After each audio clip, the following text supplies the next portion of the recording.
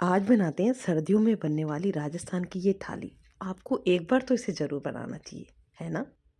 सर्दियों में हरे प्याज आने लग जाते हैं, तो पहले इसको कट नहीं करते हैं। पहले मैं भिगो देती हूँ मूंग दाल की चूरी।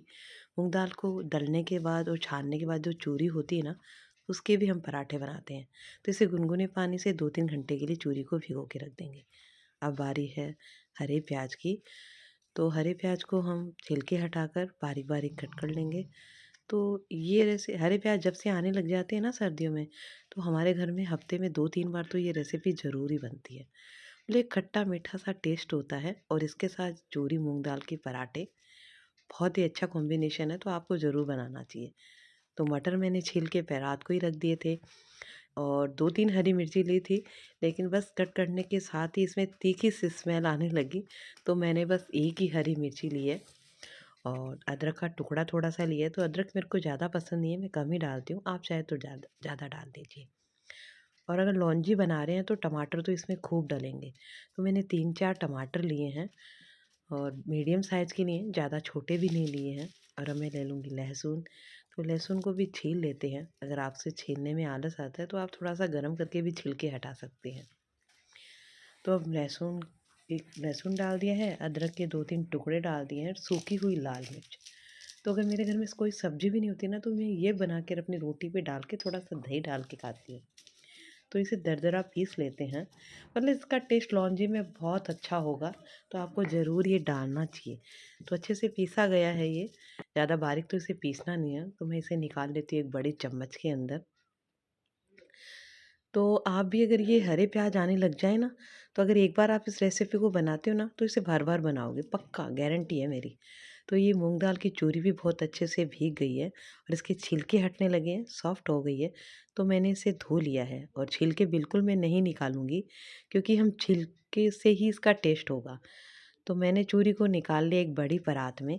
इसमें डाल दिया मैंने थोड़ा-सा नमक, थोड़ी-सी हींग, लाल मिर्च पाउडर, हल्दी और थोड़ा-सा अजवाइन डाल दिया है, जीरा डाल दिया है और अब 2 छोटी चम्मच मैंने डाल दिए तिल का तेल।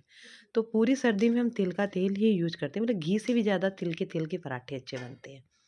अब डाल दिया है गेहूँ का आटा और अच्छे से मिला लेते हैं। तो आप चाहे तो दूध से भी डो लगा लेते हैं, लेकिन मैं लगाऊँगी गुनगुने पानी से। बहुत अच्छा डो लगता है और ज़्यादा टाइम ही नहीं लगता। तो अच्छे से चूरी में पूरे आटे को मिला लिया है और अब थोड़ा-थोड़ा पानी डालकर हम डो लगा लेंगे, बिल्कुल सॉफ्ट, न ज़्यादा हार्ड और न ज़्यादा सॉफ्ट। और आटा लग के तैयार हो गया है, तो थोड़ा-सा तेल लगाकर मैं इसे 10-15 मिनट के लिए ढक के रख दूँगी कि आटा सेट हो जाए। तो आटा हो गया सेट और सब्जियां भी हमारी कट के तैयार हो गई है। अब लिया मिट्टी का बर्तन, बिल्कुल देसी अंदाज में बना रही हूँ, देसी रेसिपी बनाऊंगी तो देसी अंदाज में बनाऊंगी। तो तिल का तेल में ही मैं आज ये बनाऊंगी। तो इसमें डाल दिया है, तेल गर्म होने पे मैंने डाला है जीरा, राई, सरसों, कलौंजी, सौंफ, हींग डाल दिए और क्रश करके 2 लौंग डाल दी थी। और अब जो मटर छील के रखे थे वो भी इसमें डाल दूंगी और जो मैंने पीस के रखा था ना वो मिर्ची वाला, वो वीडियो ऑन करना ही मैं भूल गई, तो वो मैं डाल चुकी हूँ। और हल्दी डालकर अब डाल दिए हरे प्याज और अच्छे से इनको भून लेते हैं। देखिए कितने कम हो गए, मतलब अच्छे से भुने गए हैं। अब लाल मिर्च पाउडर डाल देती हूँ, धनिया पाउडर डाल देती हूँ और इस मसाले को मिलाने के बाद बारीक कटे हुए टमाटर डाल दिए हैं। अब डाल दूँगी नमक और अच्छे से मिला लेती हूँ और इसे भी मैं ना अच्छे से भून लेती हूँ तेल में, टमाटर भी, जब तक कि अच्छे से कुक ना हो जाए। तो टमाटर कुक होने में ज़्यादा टाइम नहीं लगता और ये लोंजी बहुत जल्दी बनती है। एक तो इसलिए मेरे को पसंद है कि फटाफट से बन जाती है। तो देखिए टमाटर इस टाइम से कुक हो गए हैं और अब जितना पानी आपको डालना है ना उतना डाल दीजिए, क्योंकि पतली-पतली लौंजी अच्छी लगती है, करीदार। अब डाल दिए कसूरी मेथी और अच्छे से मिला देते हैं और काला नमक, थोड़े से गुड़ का बुरादा डाल दिया, तो खट्टी-मीठी लौंजी तैयार होगी। अगर आपको थोड़ा खट्टापन ज़्यादा चाहिए तो आप अमचूर पाउडर डाल दीजिए। तो देखिए लौंजी बन गई है। अब गैस को कर दूंगी बंद और इसको रख दूंगी एक तरफ। और अब बारी आती है पराठे की। तो आटा एकदम से सेट हो गया है, सॉफ्ट हो गया है। तो बस आटा लग के तैयार पहले ही हो गया था। अब मैं इसे पराठे बनाने की तैयारी करती हूँ। तो मैंने डाल दिया सूखा आटा और अब ले लेंगे चकला। तो तवा पहले ही रख दिया था गर्म करने के लिए, क्योंकि भारी तवा है तो थोड़ा टाइम लगता है। और अब तैयार करते हैं हम पराठे। तो घी भी सॉरी हमने तेल मोइन में पहले ही डाल दिया था, तो बीच में पराठों के तेल लगाने की बिल्कुल ज़रूरत नहीं है आपको। और पराठे बहुत अच्छे से बन रहे हैं। तो बताऊँ ये पराठे ज़्यादा फूलेंगे नहीं क्योंकि इसमें बीच-बीच में मूँग दाल आती है।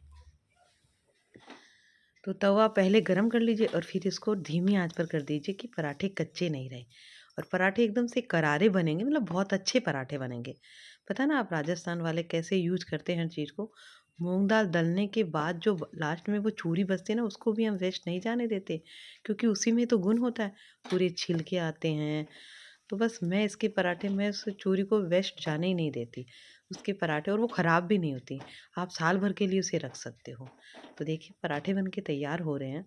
और मेरे बच्चे तो ये पराठे बहुत शौक से खाते हैं। एकदम से सॉफ्ट और करारे पराठे होते हैं। तो आपको भी इसे बनाकर ज़रूर खाना चाहिए। और सर्दियों की रेसिपी है हरे प्याज की लौंजी के साथ। वैसे तो ये तो गर्मियों में बन जाएंगी क्योंकि चूरी एनी टाइम हमारे घर में रहती है। लेकिन ये जो हरे प्याज मटर टमाटर की लौंजी है ना, ये सर्दियों में ही बनती है। तो इसका सर्दियों में टेस्ट लीजिएगा आप। बहुत अच्छी रेसिपी है, राजस्थान की फेमस रेसिपी है, तो आपको ज़रूर बना के खाना चाहिए। अब मेरी थाली होने वाली है तैयार। तो मैंने डाल दिया लौंजी, और ये राई नमक की मिर्च का अचार डाला हुआ था वो डाल दिया है, और हरे प्याज की मैंने आज बनाई है चटनी। तो बस मैं हरे प्याज की लगी रहती हूँ जब तक सर्दी में हरे प्याज आते हैं। गरम गरम बनाई है राबड़ी, क्योंकि मेरे को लग रही है जुकाम। मेरी आवाज़ से भी आपको लग रहा होगा ना। और हींग डाल दिया राबड़ी में। और अब डाल रख देंगे पराठे। तो तैयार है मेरी रेसिपी, और मेरी थाली लग के तैयार हो गई है। फटाफट से बनाइए। अपने एक्सपीरियंस कैसे भोग पे ज़रूर शेयर करिएगा। अगर रेसिपी आपको पसंद आती है, मतलब थोड़ी सी भी पसंद आती है, तो लाइक ज़रूर करिएगा। और मेरे चैनल को सब्सक्राइब ज़रूर करें। जय श्री कृष्णा।